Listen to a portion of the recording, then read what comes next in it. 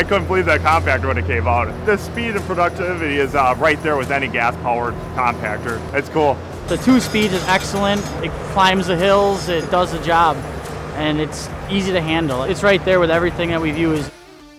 Pues impresión es de que es muy liviano, muy práctico para manejarse, tiene reversa y fácil dar la vuelta.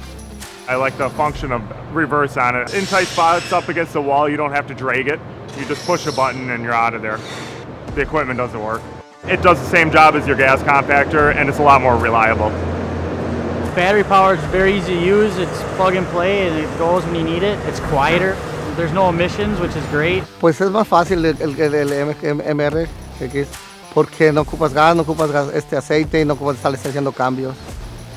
As your compactor, you always have a battery on standby. We haven't noticed any downtime with having a battery power versus a gas powered. We grade and compacted, I would say, about 2,000 square feet on a half charge of a battery. We didn't even use a full battery. The forged batteries are insane. There's no drop off or weakness point. You don't lose power.